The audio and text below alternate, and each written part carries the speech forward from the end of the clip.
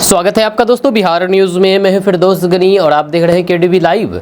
दोस्तों आज हो चुका है 29 सितंबर 2025। तो आज की पूरे बिहार की टॉप न्यूज लेकर आए हैं आपके लिए। वीडियो शुरू करने से पहले आपसे एक रिक्वेस्ट है कि अगर आप पहली बार इस चैनल पर आए हैं तो चैनल को सब्सक्राइब करके बेल आइकन को प्रेस कर दीजिए और साथ ही साथ वीडियो को लाइक कर दीजिए, अपने दोस्तों के साथ शेयर भी कीजिए। तो चलिए चलते हैं आज की खबरों की ओर। दोस्तों आज बिहार न्यूज की शुरुआत सबसे पहले करेंगे कि बिहार के पूर्णिया से सांसद पप्पू यादव ने बिहार में बाढ़ की समस्या, मदरसा शिक्षकों की मांगों और फिर अपनी सुरक्षा को लेकर के राज्यपाल आरिफ मोहम्मद खान से मुलाकात की है। पप्पू यादव ने राजभवन में राज्यपाल आरिफ मोहम्मद खान से मुलाकात के बाद पत्रकारों से बातचीत में कहा कि बिहार के मदरसा बोर्ड से संबंधित विद्यालयों एवं उनके शिक्षकों की स्थिति अत्यंत चिंताजनक है। उन्होंने कहा कि आज जब सरकार सबका साथ सबका विकास के नारे के साथ शिक्षा के अधिकार को प्राथमिकता दे रही है, तब भी मदरसा बोर्ड के हजारों शिक्षक वर्षों से अपने वेतन, सेवा शर्तों और फिर बकाया भुगतान को लेकर के दर दर की ठोकरें खा रहे हैं। या शिक्षकों की वेतन समस्या एवं सेवा शर्तें कई वर्षों से नियमित वेतन का भुगतान लंबित है, जिससे शिक्षक आर्थिक तंगी से जीने को मजबूर हैं। सांसद ने कहा कि सीमांचल क्षेत्र जैसे कि पूर्णिया, अररिया, किशनगंज, कटिहार और कोसी क्षेत्र, सहरसा, सुपौल, मधेपुरा, मधुबनी बिहार का वह इलाका है जहाँ पर जनसंख्या घनत्व अत्यधिक है, लेकिन शिक्षा, स्वास्थ्य और फिर रोजगार के अवसर न्यूनतम है। दोस्तों आई लव मोहम्मद विवाद में बीजेपी के मुस्लिम नेता की एंट्री हुई है। दरअसल बात यह है कि उत्तर प्रदेश के कानपुर से शुरू हुआ आई लव मोहम्मद विवाद अब पूरे देश में फैल गया है। इस मुद्दे पर भाजपा नेता शाहनवाज हुसैन ने अपनी प्रतिक्रिया दी है। उन्होंने आई लव मोहम्मद के नाम पर माहौल खराब करने वालों की निंदा की है और कहा है कि कुछ लोग जानबूझकर के मोहम्मद साहब के नाम पर विवाद पैदा कर रहे हैं। भाजपा नेता शाहनवाज हुसैन ने कहा कि उत्तर प्रदेश में जो लोग माहौल खराब कर रहे हैं वे दुर्भाग्यपूर्ण है। हम सब जानते हैं कि हजरत मोहम्मद से पूरी दुनिया के लोग प्यार करते हैं, उन्हें पूरी दुनिया के लिए रहमत कहा जाता है, लेकिन कुछ लोग जानबूझ करके उनके नाम पर विवाद पैदा कर रहे हैं। हम सभी उनसे प्यार करते हैं। हमारी अपील है कि इस नाम पर कोई भी झगड़ा फसाद नहीं होना चाहिए। किसी को भी कानून अपने हाथ में लेने का अधिकार नहीं है। वहीं पर शाहनवाज हुसैन ने आगे कहा कि शांति और सौहार्द बनाए रखना भी सभी की जिम्मेदारी है और जो लोग भी धमकी दे रहा है वे गलत काम कर रहे हैं। इस तरह की कोई भी हरकत नहीं होना चाहिए। मोहम्मद साहब के नाम पर झगड़ा फसाद करना सही नहीं है। शाहनवाज हुसैन ने बिहार की राजनीति पर बात करते हुए कहा कि बिहार की सभी महिला वोटर एनडीए, पीएम मोदी और फिर सीएम नीतीश कुमार के साथ। दोस्तों महागठबंधन में सीटों का बंटवारा कब होगा, मुकेश सहनी ने बयान दे दिया है इस बारे में। जी हाँ, उन्होंने स्पष्ट कर दिया है कि बंटवारा दशहरा के दौरान नहीं बल्कि उसके बाद किया जाएगा। मुकेश सहनी ने कहा है कि हम सीट बंटवारे की घोषणा दशहरा के बाद प्रेस कॉन्फ्रेंस के माध्यम से करेंगे और पूरी जानकारी सार्वजनिक की जाएगी।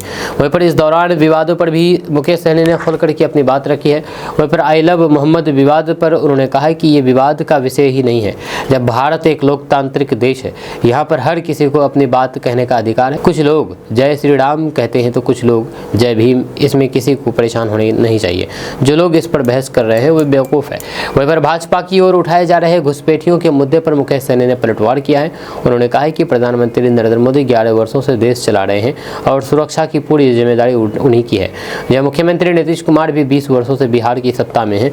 अगर वाकई घुसपैठी होते तो फिर वाटर पुनरीक्षण की सूची में उनका नाम आता, लेकिन ऐसा कोई भी नाम सामने नहीं आया है। वहीं पर मुकेश सहनी ने आगे कहा है कि घुसपैठियों का मुद्दा केवल भाजपा का राजनीतिक हथकंडा है। बिहार की जनता अब सब समझ चुकी है। इस बार महागठबंधन की सरकार बनेगी और फिर हम भाजपा को हराएंगे। दोस्तों जीतन राम मांझी ने बिहार विधानसभा चुनाव को लेकर के बड़ा बयान दिया है। उन्होंने कहा है कि दशहरे के बाद एनडीए की बैठक में सीटों के बंटवारे पर फैसला लिया जाएगा। जीतन राम मांझी ने मीडिया से बातचीत करते हुए कहा कि भाजपा ने धर्मेंद्र प्रधान को बिहार का प्रभारी नियुक्त किया है। जीतन राम मांझी ने कहा है कि हाल ही में अमित शाह ने भी बिहार का दौरा किया और फिर लोगों से बात की। मुझे लगता है कि दशहरे के बाद एनडीए की बैठक होगी और उसमें सीट बंटवारे पर फैसला लिया जाएगा। देश में पीएम मोदी और फिर बिहार में सीएम नीतीश कुमार काम कर रहे हैं और मुझे लगता है कि इन जैसा काम कोई और नहीं कर सकता है। जीतन राम मांझी ने तेजस्वी यादव पर निशाना साधा। उन्होंने कहा कि तेजस्वी यादव अच्छे कामों को भी गलत नजर से देखते हैं और जनता को भ्रमित करते हैं। चाहे वह संविधान का मुद्दा हो या फिर एसआईआर या फिर बेरोजगारी समेत अन्य मुद्दे हों, वे सिर्फ बातें करते हैं और उन्हें कुछ काम नहीं है। वहीं पर केंद्रीय गृह मंत्री अमित शाह अररिया पहुंचे थे। अररिया दौरे के दौरान बांग्लादेशी घुसपैठियों को भगाने का ऐलान किया था।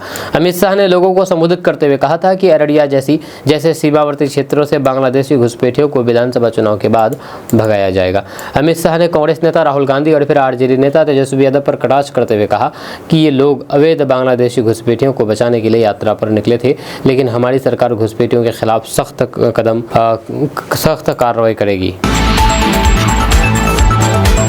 दोस्तों, बिहार की राजनीति में इस समय सियासी हलचल तेज है। एक तरफ जहां पर राजद के कई विधायकों पर जनता की नाराजगी है, वहीं पर अब कांग्रेस के भी बिहार प्रदेश अध्यक्ष को अपने ही गढ़ में वोटरों के तीखे विरोध का सामना करना पड़ा है। यह मामला औरंगाबाद जिले के देव प्रखंड का है, जहां पर कांग्रेस प्रदेश अध्यक्ष और कुटुंबा विधायक राजेश कुमार राम शनिवार शाम को अम्बेडकर छात्रावास का शिलान्यास करने पहुंचे थे, लेकिन कार्यक्रम में जो हुआ उसने सबको चौंका दिया। यह कार्यक्रम में पहले से ही सैकड़ों की संख्या में लोग उपस्थित थे।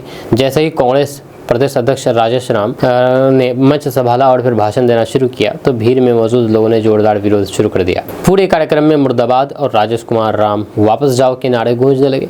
ये विरोध इतना तीखा था कि कार्यक्रम में शामिल सुरक्षा बलों को भीड़ को शांत कराने की कोशिश करनी पड़ी, लेकिन भीड़ शांत नहीं हो पाई। हैरानी की बात यह रही कि भीषण विरोध के बावजूद भी विधायक राजेश कुमार राम अडिग रहे और नारेबाजी के बीच भी अपना भाषण जारी रखा। इस घटना का वीडियो अब सोशल मीडिया पर तेजी से वायरल हो रहा है, जिसने कांग्रेस हाईकमान और फिर महागठबंधन के नेताओं की टेंशन बढ़ा दी है। राजेश कुमार राम कुटुंबा विधानसभा क्षेत्र से दूसरी बार विधायक हैं। आमतौर पर प्रदेश अध्यक्ष पद पर बैठे किसी नेता को अपने ही क्षेत्र में इस तरह का खुला विरोध कम ही झेलना पड़ता है। जनता का गुस्सा अक्सर विकास कार्यों की कमी, जनसंपर्क या फिर स्थानीय मुद्दों की अनदेखी से जुड़ा होता है। अगर ये विरोध आगामी चुनाव तक जारी रहता है तो फिर विधायक राजेश कुमार राम के लिए ये बड़ी चुनौती साबित हो सकता है। दोस्तों, मुख्यमंत्री नीतीश कुमार के सामने ही जेडीयू के स्थानीय विधायक सिद्धार्थ पटेल का लोगों ने जमकर के विरोध किया।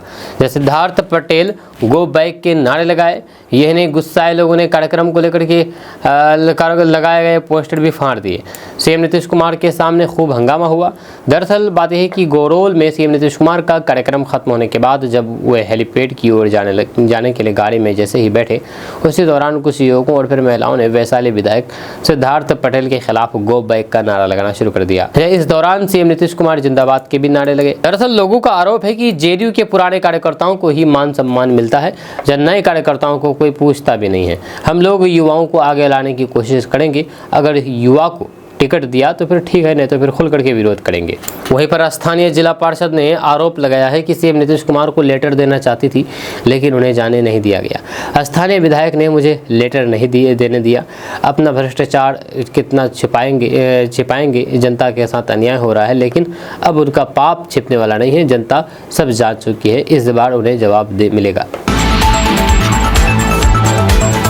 दोस्तों, बिहार के मुख्यमंत्री नीतीश कुमार ने गोपालगंज में राजद पर हमला बोला। उन्होंने कहा कि 2 बार राजद के साथ सरकार बनाने में गलती हुई थी, अब ऐसी गलती दोबारा नहीं होगी। ये नीतीश कुमार ने गोपालगंज में 1566 करोड़ रुपए की कई विकास योजनाओं की शुरुआत की।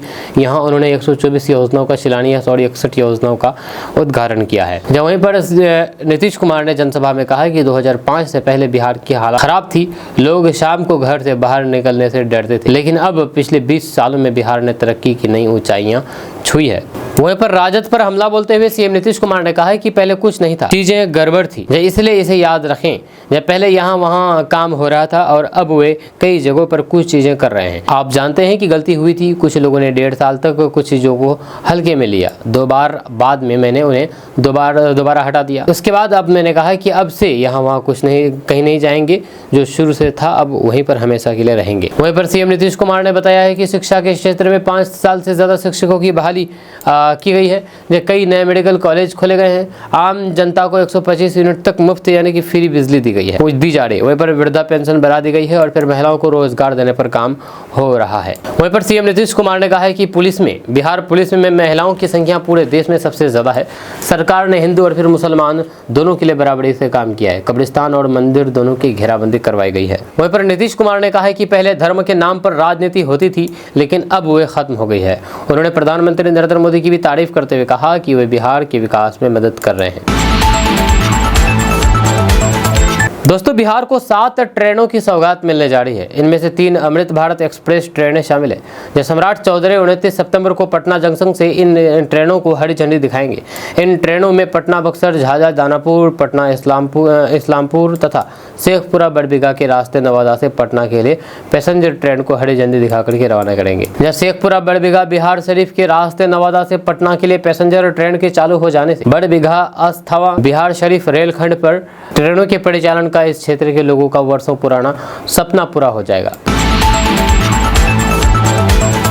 दोस्तों बिहार में एक और नई पार्टी का आगाज हुआ है। जहाँ चुनाव से पहले एक नई पार्टी का ऐलान हुआ है। जहाँ अखंड भारत इंडस्ट्री प्रोफेशनल पार्टी इसका नाम है। इस पार्टी का नाम है अखंड भारत इंडस्ट्री प्रोफेशनल पार्टी यानी कि ABIPP। जहाँ इस पार्टी ने अपना पहली प्रेस वार्ता करके बिहार में चुनाव लड़ने की घोषणा की है। ABIPP के राष्ट्रीय अध्यक्ष मदन शर्मा ने कहा कि पिछले 10 सालों से हमारे संगठन का काम जमीनी स्तर पर चल रहा है। अब हमने इसे व्यापक रूप दे करके पार्टी का गठन किया है। जहां हमें इसी साल चुनाव आयोग द्वारा मान्यता मिला है और हमें माउस यानी कि कंप्यूटर जो माउस होता है वो चुनाव चिन्ह दिया गया है। उन्होंने अपनी पार्टी के बारे में बताते हुए कहा है कि जैसे कि हमारे नाम से स्पष्ट है कि हम इंडस्ट्री प्रोफेशनल्स के समूह को साथ लेकर के आ रहे हैं जो जिला स्तर पर इंडस्ट्री लगाने की बात कर रहे हैं। ये आज के समय की मांग है और फिर ये बिल्कुल भी संभव भी है। इसकी संरचना हमारे इंडस्ट्री प्रोफेशनल्स ने तैयार किया है। शर्मा ने बताया है कि उनकी पार्टी का एजेंडा बिहार में इंडस्ट्री लगाने और फिर रोजगार देने का है, जिससे कि बिहार में पलायन को रोकने जा रहा है। दोस्तों गिरिराज सिंह ने आई लव मोहम्मद का पोस्टर शेयर किया है। उत्तराखंड समेत कई राज्यों में आई लव मोहम्मद के पोस्टरों को लेकर के विवाद छिड़ा हुआ है। मुस्लिम समुदाय से जुड़े हुए लोगों ने ये पोस्टर मस्जिद और फिर कई अन्य सार्वजनिक जगहों पर लगाए हैं, जिसके बाद हिंदू समाज ने इसके जवाब में आई लव महादेव के पोस्टर लगाने शुरू कर दिए। यूपी, उत्तराखंड, महाराष्ट्र, मध्य प्रदेश समेत कई राज्यों में ऐसे मामले सामने आ चुके हैं। यूपी पुलिस ने कई जिलों में आई लव मोहम्मद के पोस्टरों से जुलूस निकालने वालों को गिरफ्तार किया है और कार्रवाई की जा रही है। इस बीच केंद्रीय मंत्री और फिर बिहार से बीजेपी के नेता वरिष्ठ नेता गिरिराज सिंह ने एक एक्स पर एक पोस्ट शेयर किया है जिसने सभी को हैरान कर दिया। केंद्रीय मंत्री गिरिराज सिंह ने रविवार को दोपहर एक्स अकाउंट पर आई लव मोहम्मद नाम वाला पोस्टर शेयर किया। इससे लोग हैरान हो गए और फिर कई लोगों को लगा कि अकाउंट तो हैक नहीं हो गया है। हालांकि गिरिराज सिंह ने आई लव मोहम्मद वाले पोस्टर के साथ एक बात भी कही है। उन्होंने कैप्शन में लिखा है कि जय सनातन जय महादेव। कुछ ही समय में गिरिराज का ये पोस्ट सोशल मीडिया पर वायरल हो गया।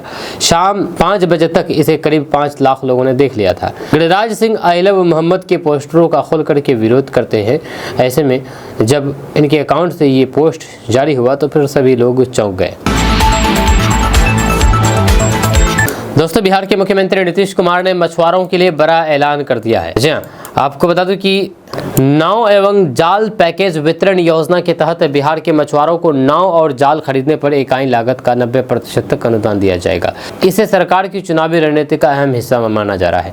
राजनीतिक पंडितों का मानना है कि इस योजना का सीधा असर VIP यानी कि विकासशील इंसान पार्टी और उसके प्रमुख मुकेश सहनी की वोट बैंक पर पड़ सकता है, क्योंकि मछुआरा समाज VIP का महत्वपूर्ण आधार है। इस योजना के तहत परंपरागत मछुआरों, मत्स्यजीवी सहयोग समिति के सदस्यों, महिला मछुआरों और फिर SC ST वर्गों को प्राथमिकता दी जाएगी।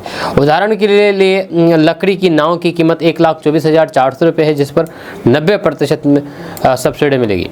वहीं पर EFRP बोट पैकेज की लागत 1,54,400 और फेफा जाल पैकेज की कीमत 16,700 रुपये तय की गई है। इसका मतलब है कि लाभुकों को वास्तविक कीमत का केवल 10% हिस्सा ही अपनी जेब से देना होगा। सरकार ने इसे पारदर्शी बनाने के लिए ऑनलाइन आवेदन प्रक्रिया शुरू की है। इच्छुक मछुआरा 31 दिसंबर 2025 तक fisheries.bihar.gov.in पर आवेदन कर सकेंगे। आवेदन के लिए बैंक खाता, आधार कार्ड और फिर मत्स्य से संबंधित प्रमाण पत्र जैसे दस्तावेज जरूरी है। दोस्तों भारत के उपराष्ट्रपति बनने के बाद CP राधाकृष्णन रविवार को पहली बार पटना पहुंचे। पटना आगमन पर उनका भव्य स्वागत किया गया। इस दौरान पूर्व केंद्रीय मंत्री एवं भाजपा सांसद रविशंकर प्रसाद ने उन्हें अंग वस्त्र देकर के उनका स्वागत किया।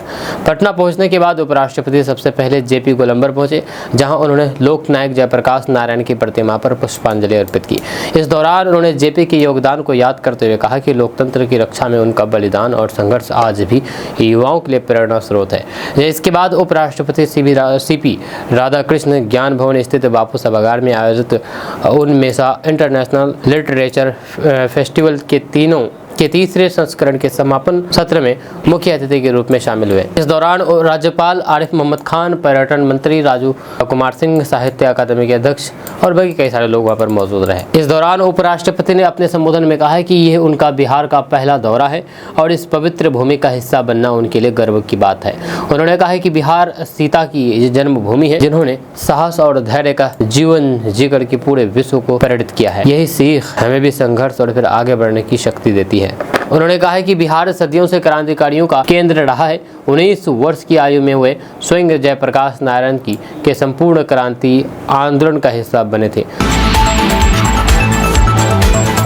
दोस्तों, बिहार में बारिश, ठनका और आंधी तूफान के साथ अक्टूबर की शुरुआत होने वाली है, जब मौसम विज्ञान केंद्र ने 1 और 2 अक्टूबर तक बिहार के सभी जिलों के लिए मौसम चेतावनी जारी कर दी है। इस दौरान में बिहार के लगभग सभी जिलों में भारी बारिश, गरज चमक और तेज हवाओं की संभावना जताई गई है। मौसम विभाग ने इस दौरान बिहार के सभी जिलों में 30 से 40 किलोमीटर प्रति घंटे की रफ्तार से हवा चलने और बिजली गिरने की संभावना जताई है। पटना मौसम विज्ञान केंद्र के पूर्वानुमान के मुताबिक 2 अक्टूबर तक बिहार के अररिया, किशनगंज और पूर्णिया जिले में भारी बारिश हो सकती है। इसके अलावा पश्चिमी चंपारण, पूर्वी चंपारण, गोपालगंज, सिवान, सारण, भोजपुर, बक्सर, रोहतास, कैमूर, औरंगाबाद, गया, जमुई, बांका, भागलपुर, कटिहार, मुंगेर, शेखपुरा, जहानाबाद, अरवल, पटना, वैशाली, समस्तीपुर, दरभंगा, मुजफ्फरपुर, मधुबनी और फिर सुपौल जिले में 30 से 40 किलोमीटर प्रति घंटे की गति से हवा चलने के साथ साथ बारिश होने की संभावना है। जब पटना मौसम विज्ञान केंद्र ने 2 से 6 अक्टूबर के बीच बिहार में बारिश, आंधी तूफान और फिर ठनका गिरने की संभावना जताई है। विभाग ने इसके लिए येलो अलर्ट जारी कर दिया है। मौसम विभाग के अनुसार मानसून सक्रियता और पूर्वी हवाओं के प्रभाव से उत्तर और फिर पूर्व बिहार के कई जिले में हल्की से भारी बारिश हो सकती है।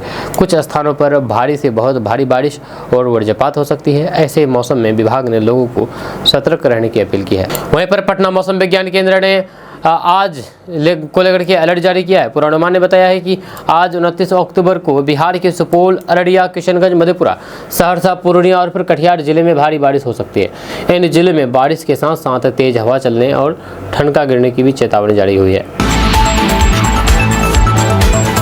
दोस्तों, बिहार में विधानसभा चुनाव की तारीखों के ऐलान अब कुछ ही दिनों का समय ही बचा हुआ है। चुनाव आयोग के आला अधिकारी भी अगले महीने एक पहले सप्ताह में बिहार आने वाले हैं। ऐसे में बिहार की जितनी भी राजनीतिक पार्टी है वे अपने गठबंधन के अंदर सीट बंटवारे का फाइनल फॉर्मूला तय करने में लगी हुई है। इसी कड़ी में अब भाजपा के सीनियर लीडर अमित शाह ने ये क्लियर कर दिया है कि एनडीए के अंदर सीट का बंटवारा कब होगा। दरअसल बिहार दौरे पर आए केंद्रीय गृह मंत्री अमित शाह ने बेतिया में भाजपा कार्यकर्ताओं टास्क देते हुए कहा कि आप लोग अभी सही अगले 50 दिनों के लिए सब कुछ भूल करके संगठन के काम में लग जाइए। इसी कड़ी में उन्होंने ये भी बताया है कि सीट बंटवारे का फॉर्मूला लगभग तय कर लिया गया है।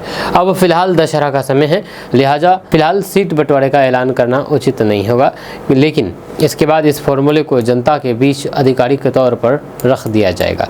इसके साथ ही अमित शाह ने यह भी टास्क दिया है कि आप बूथ पर जाकर के वहाँ के लोगों से फीडबैक हासिल करें और अगले महीने की 3 तारीख से पहले जिला संगठन मंत्री के पास सभी जानकारी उपलब्ध करवाएं। इतना ही नहीं, अपने इलाके के विधायक का फीडबैक भी उपलब्ध करवाएं। इसके साथ ही उन्होंने कई अन्य तरीके की भी टास्क दिए हैं। वहीं पर अमित शाह के इस ऐलान ने एनडीए के अंदर भी हलचल तेज कर दी है। इसकी वजह यह है कि आखिर कुछ जदयू के नेता सोच रहे हैं कि इस बार ये सीट उनके खाते में रहेगा या फिर भाजपा के पास चला जाएगा। तो भाजपा के भी इस नेता इसी तरह का ख्याल अपने मन के अंदर ला रहे हैं। हालांकि ये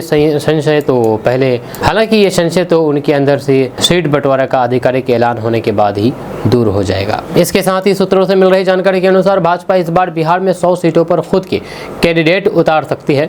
हालांकि बैठक में उनके पास जो लिस्ट आई है उसमें 125 यूनिट सीटों पर नाम लिए गए हैं, लेकिन अंदरूनी सूत्र बताते हैं कि 25 सीटों में भाजपा को चिराग और फिर उपेंद्र कुशवाहा को भी सेट करना है। लिहाजा भाजपा खुद 100 या फिर 101 सीटों पर चुनावी मैदान में होगी। ऐसे में अमित शाह के ऐलान के बाद इस पर भी पर्दा हट जाएगा, इस राज्य से भी पर्दा हट जाएगा। दोस्तों, बिहार विधानसभा चुनाव से पहले नीतीश कुमार सरकार ने बेरोजगार युवाओं को राहत देते हुए एक नए पदों पर भर्ती का ऐलान कर दिया है। डिप्टी सीएम सम्राट चौधरी ने सोशल मीडिया के जरिए बताया है कि बिहार के विभिन्न विभागों में कुल 10,327 पदों का सृजन किया है।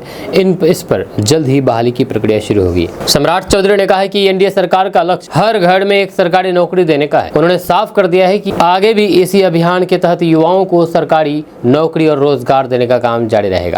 जहाँ सरकार द्वारा जारी विभागवार लिस्ट के अनुसार पर्यावरण, वन एवं जलवायु परिवर्तन विभाग, गृह विभाग, विज्ञान प्रौद्योगिकी एवं तकनीकी शिक्षा, कला संस्कृति एवं युवा विभाग, आपदा प्रबंधन विभाग, शिक्षा विभाग, पशु एवं मत्स्य संसाधन विभाग, वित्त विभाग और कृषि विभाग पर नियुक्ति होनी है।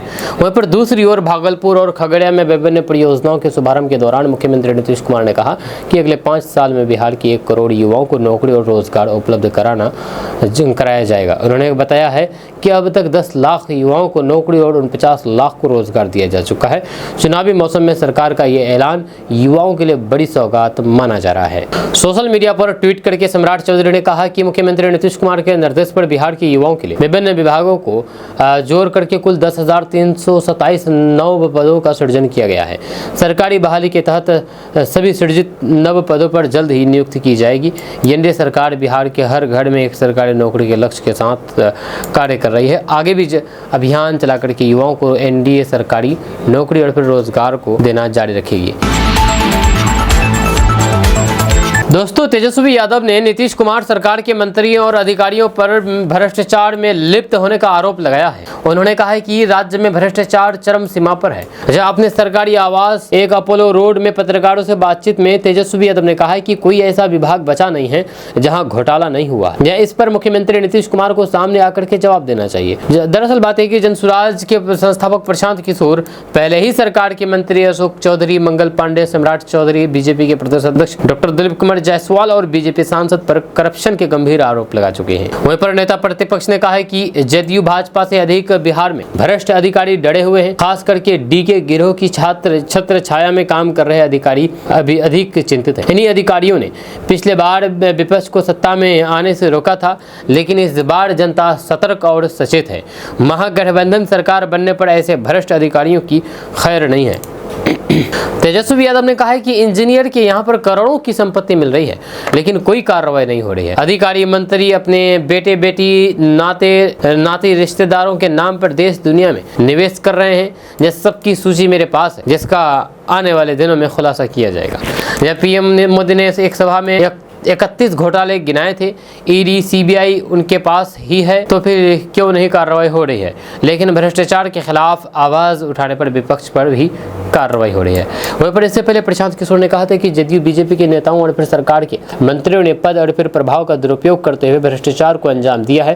प्रशांत किशोर के मुताबिक मंत्री अशोक चौधरी ने अपने प्रभाव से 200 करोड़ से अधिक मूल्य की जमीन खरीदी है। सभी जमीनें अशोक चौधरी की बेटी की सगाई के बाद से लेकर के विवाह होने तक खरीदी गई। प्रशांत के आरोपों पर अशोक चौधरी ने उन्हें 100 करोड़ की मानहानि का लीगल नोटिस भेजा। प्रशांत किशोर ने इसका जवाब दे दिया।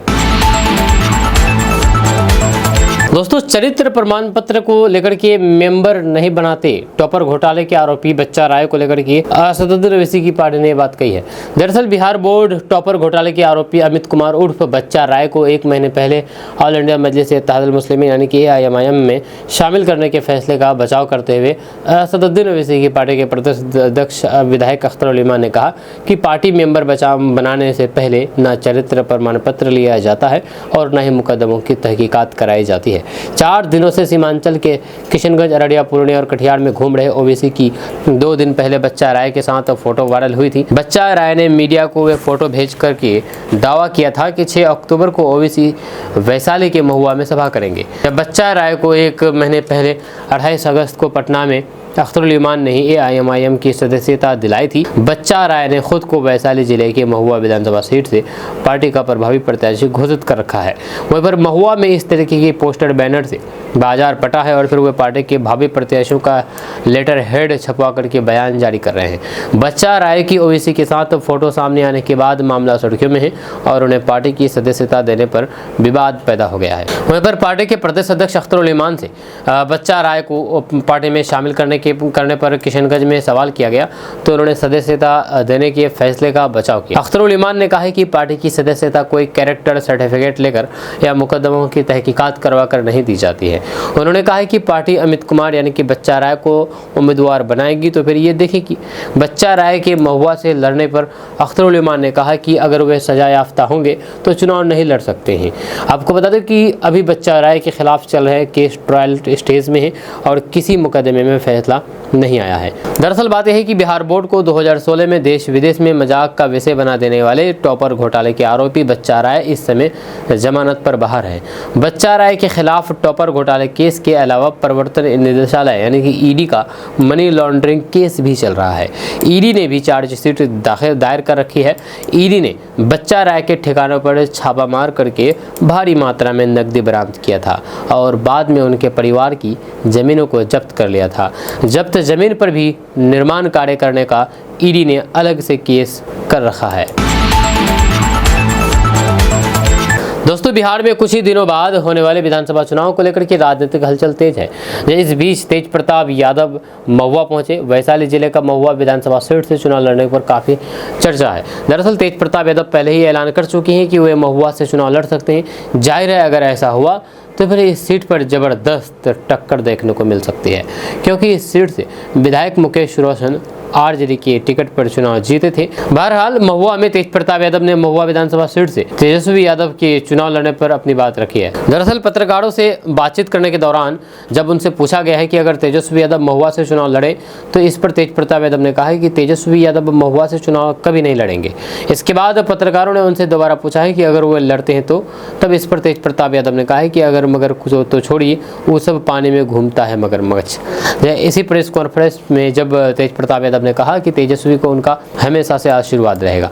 वहीं पर महुआ में तेज प्रताप यादव ने खराब सड़क को लेकर के स्थानीय विधायक पर निशाना साधते हुए कहा है कि निकम्मा तक बता दिया है स्थानीय विधायक को। उन्होंने मुकेश रोशन, जो कि आरजेडी के ही विधायक हैं, मुकेश रोशन पर विकास के नाम पर लूट का आरोप लगाया और फिर कहा है कि इस बार जनता उनको यहाँ पर धूल चटा देगी। लालू प्रसाद यादव के बड़े बेटे तेज प्रताप यादव ने महुआ के गोविंदपुर दुर्गा स्थान पहुंचे और फिर वहाँ पर माथा टेका।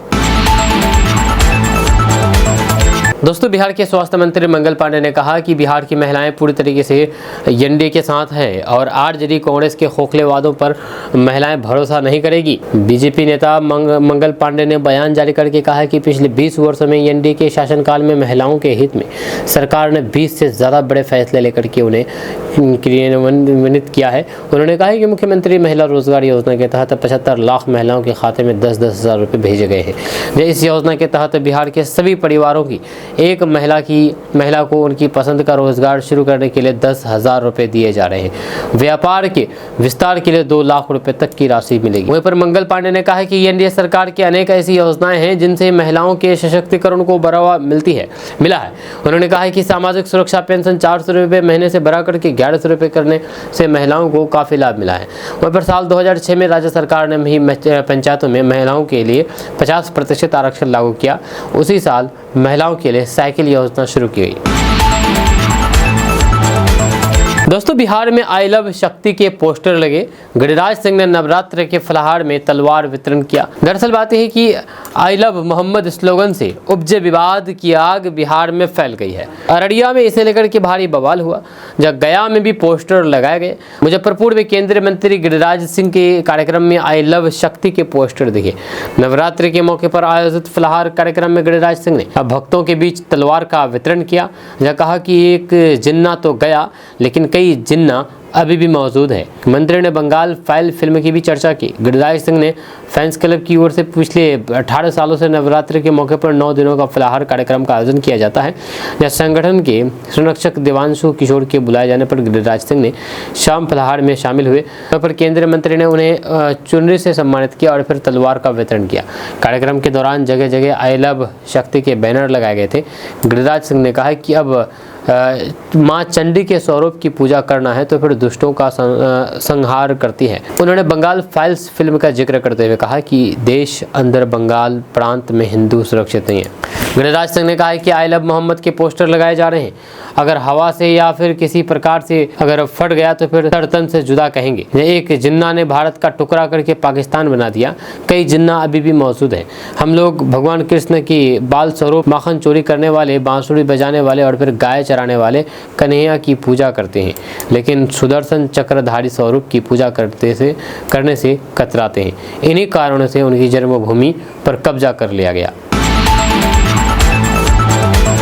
दोस्तों, बिहार में असदुद्दीन ओवैसी का टशन गेम चेंजर साबित हो सकता है। एआईएमआईएम महागठबंधन की उम्मीदों पर पानी फेर सकती है। जी हाँ, बिहार विधानसभा चुनाव को लेकर के एआईएमआईएम प्रमुख असदुद्दीन ओवैसी भी प्रदेश में सक्रिय हो गए हैं। शुक्रवार को पूर्णिया के 82 विधानसभा क्षेत्र के बेलगच्छी में असदुद्दीन ओवैसी ने जनसभा की। इसमें पहुंचे स्थानीय युवक मोहम्मद रकीबुल कहते हैं कि हम अब तक इमोशनल इस्तेमाल होते रहे हैं। बैरिस्टर साहब हमारे सच्चे रहनुमा हैं। वह सीमांचल की बदहाली और फिर गरीबी की बात करते हैं, पलायन दूर करने की बात करते हैं। हम 18% हैं, हमें रहनुमाई का मौका मिलना चाहिए। हमें ओवैसी साहब जैसा हिम्मत वाला और फिर हमारी हक हुकूक की बात करने वाला नेता चाहिए। वहीं पर जनसैलाब का आलम, उम्मीदों से लबरेज युवा, तो फिर कहीं गुर्बत के कारण उम्र से अधिक दिखते बुजुर्ग चेहरे। या किशनगंज से कटिहार तक असदुद्दीन ओवैसी की जनसभाओं में करीब करीब एक जैसा मंजर देखने को मिलता है। असदुद्दीन ओवैसी जब आक्रामक तरीके से सीमांचल के साथ हुई नाइंसाफी की बात करते हैं या फिर प्रधानमंत्री मोदी और तेजस्वी यादव पर निशाना साधते हैं तो फिर युवा खूब तालियां बजाते हैं। वहीं पर ऐसे में क्या ये माना जाए कि सचमुच असदुद्दीन ओवैसी आज भी सीमांचल में साल 2020 की तरह ही लोकप्रिय है? अगर ऐसा है तो फिर क्या एआईएमआईएम 2020 की तरह ही तेजस्वी के मंसूबे पर पानी फेरने में कामयाब हो जाएंगे? अगर इसका जवाब भी हाँ में है तो फिर सवाल है कि आखिर क्यों महागठबंधन एआईएमआईएम को गले लगाने को तैयार नहीं है। हालांकि ये कहना गलत नहीं होगा कि असदुद्दीन ओवैसी अपनी 4 दिवसीय सीमांचल यात्रा में दूरगामी राजनीतिक प्रभाव छोड़ गए हैं और अगर इस तरह ओवैसी का टशन बना रहा तो फिर वे बिहार विधानसभा चुनाव में गेम चेंजर साबित हो सकते हैं। जी हाँ, ओवैसी की 4 दिवसीय सीमांचल न्याय यात्रा का शनिवार को समापन हो गया। किशनगंज से शुरू हुआ ये कारवां कटिहार के बलरामपुर में समाप्त हुआ। इस दौरान उन्होंने 9 विधानसभा क्षेत्रों के 1 दर्जन से अधिक स्थानों पर नुक्कड़ सभा का आयोजन किया। इन सभाओं में उनका संदेश साफ था कि वे इस बार सीमांचल की 24 में से अधिक सीटों पर चुनाव लड़ेंगे। इसका ठीकरा भी ओवैसी तेजस्वी यादव पर फोड़ते हैं और कहते हैं कि हम सेकुलर वोटों का बंटवारा नहीं चाहते हैं, लेकिन कथित सेकुलरवादी पार्टियों ने हमारे प्रस्ताव को खारिज कर दिया। हम जीतने के लिए चुनाव लड़ेंगे, सियासत में मोहब्बत नहीं होती है। अहम है कि ओवैसी ने उन्हीं विधानसभा क्षेत्रों का दौरा किया जहाँ पर मुस्लिम आबादी बहुसंख्यक या फिर निर्णायक है। जाहिर है एआईएमआईएम को बखूबी पता है कि किस तरह से स्ट्राइक रेट बेहतर बनाया जा सकता है। वहीं पर असदुद्दीन ओवैसी जब आम लोगों से मुखातिब होते हैं तो फिर उनका अपना टशन होता है। उनके तेवर आक्रामक होते हैं जो खास करके युवाओं को खूब पसंद आते हैं। वे जब आरोप लगाते हैं कि सियासत के रहनुमाओं ने आज़ादी के बाद केवल आपको वोट बैंक के रूप में इस्तेमाल किया है, आपके साथ इंसाफ नहीं किया है, तो फिर ये बातें उनके दिलों में यानी कि युवाओं के दिलों में सीधे उतरती है। गरीबी, बदहाली, पलायन और बाढ़ जैसे स्थानीय मुद्दे की बातें भी लोगों को अपील करती है। तो फिर वो दूसरी ओर जब कहते हैं कि घुसपैठ का मुद्दा सीमांचल के लोगों को बदनाम करने की साजिश है, तो मानसिक रूप से उपाहोप के दौर से गुजर रहे लोगों के लिए ये मरहम का भी काम करते हैं। वह अपने काम की बात तो करते ही हैं, लेकिन दल के 4 बागी हुए विधायकों को भी निशाने पर लेते हुए कहते हैं कि जो कौम और मिल्लत से वफादारी नहीं करते हैं वे गद्दार कहलाते हैं। यह लब्बुलवाब यह है कि बैरिस्टर साहब के पास सीमांचल के सभी तबके की समस्याओं के समाधान के लिए अलग अलग दलीलें हैं। असदुद्दीन ओवैसी को बखूबी पता है कि सीमांचल की डेमोग्राफी उनकी राजनीतिक सफलता के लिए मुफीद साबित हो सकती है।